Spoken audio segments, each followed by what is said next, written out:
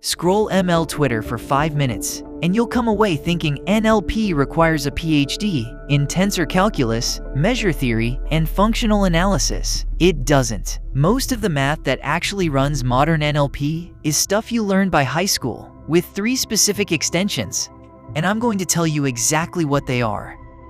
Welcome to Lecture 4, the Math Toolkit. 9 videos of the specific mathematical concepts that show up in real NLP. And 1 core message. The ideas are simple. The application is what gets deep. That is a very important difference. Lecture 3 closed with the layers of language. Phonology through discourse. We walk 10 videos of what language actually is. Today we pivot, because knowing what language is does not tell you how to compute it. That takes math. And the math needed is way less scary than the industry marketing team wants you to believe. Here is the puzzle for Lecture 4. The math you actually need is honestly high school plus a semester of college.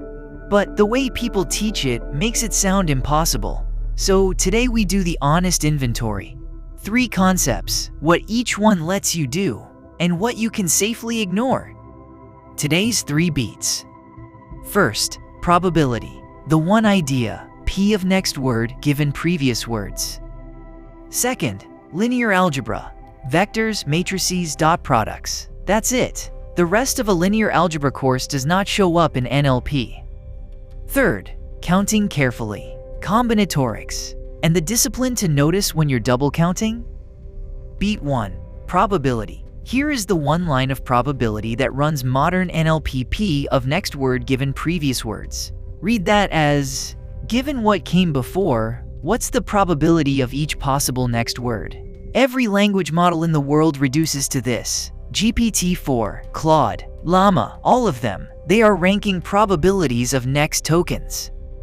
You also need conditional probability, the chain rule, and Bayes' rule. 3 formulas total. Bayes' rule alone shows up in spam filters, speech recognition, and machine translation. It's 5 symbols.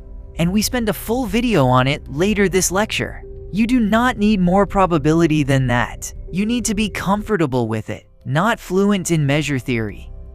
1 more probability idea. Distributions. When you have thousands of possible next words, you need a way to talk about the whole shape of the answer, not just the single most likely word. Distributions let you say, I'm not certain, but here's my ranked guess with confidences. That is what every LLM's output layer produces.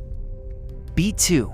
Linear algebra. Even fewer concepts. You need 3 things: a vector, a list of numbers, a matrix, a grid of numbers, a dot product, one specific way to multiply a vector against another. That's it. The rest of linear algebra, eigenvectors, singular values, null spaces, you do not need for the vast majority of NLP work.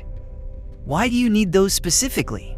Because in NLP, words are represented as vectors. Sentences are lists of vectors. Documents are matrices of vectors. And the way you compare is this word similar to that word is dot product. Cosine similarity uses dot products. Attention uses dot products. That's the whole show. The reason people say NLP is math heavy is that transformers use big matrices. But big just means the numbers are large. The operations are the same. Multiply matrix by vector, compute dot product, rescale, repeat. If you can do that on paper for a 2-dimensional example, you can do it for a 2,000-dimensional one. The math doesn't change. Beat 3.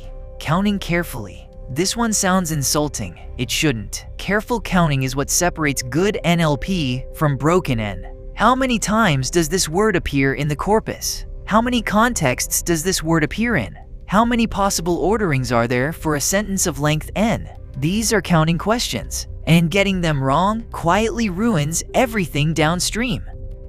The specific counting skills you need: combinatorics.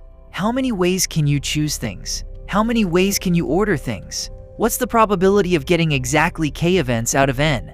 That's high school combinatorics, and it shows up everywhere: in NGRAM counts, in sampling, in evaluating language models. Combinatorics is quietly the workhorse of NLP. So, that is Lecture 4 in preview. 9 more videos of specific applications.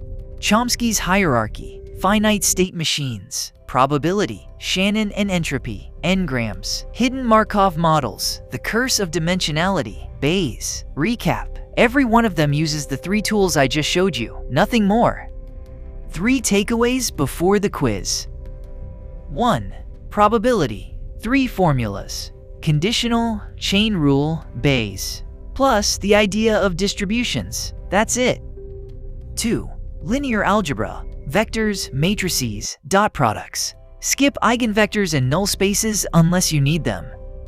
3. Counting. Combinatorics. Careful bookkeeping. Sounds boring. Runs the whole show. Quiz 1. What's the one-line summary of every modern language model? A marginal probability. B, P of next word given previous words. C, a large tensor product. Or D, a Fourier transform. B, P of next word given previous words. Every LLM in the world reduces to that ranking. GPT, Claude, Llama, all of them. The rest is engineering to compute that probability more accurately over longer contexts. Quiz 2.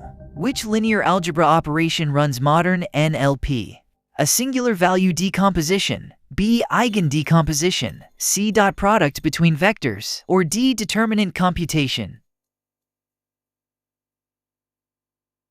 C, dot products everywhere. Similarity between words, attention scores between tokens, distances between embeddings, all dot products. The showstopper operations from a linear algebra textbook barely show up. Quiz 3. What's the actual math bar to enter NLP? A PhD-level tensor calculus. B, measure theory plus functional analysis. C, comfort with probability, dot products and careful counting. Or D, a physics minor. C, those 3.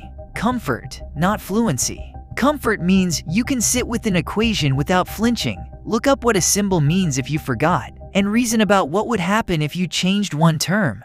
Nothing exotic. Back to the puzzle. The whole point of Lecture 4 is deflating a fake barrier. There is no gatekeeping math you need to master before doing NLP. You need 3 simple concepts, 9 videos of applying them, and a lot of practice with the actual data. Next video we start where the field started. Chomsky's hierarchy of grammars from 1956, the math version of asking what a language even is. Next time, Chomsky's hierarchy. 4 types of grammars organized in a strict math ladder. Where you sit on that ladder decides what your computer can even recognize. It's the math version of asking what is a language. 8 minutes, real diagrams, no hand waving. Hit subscribe.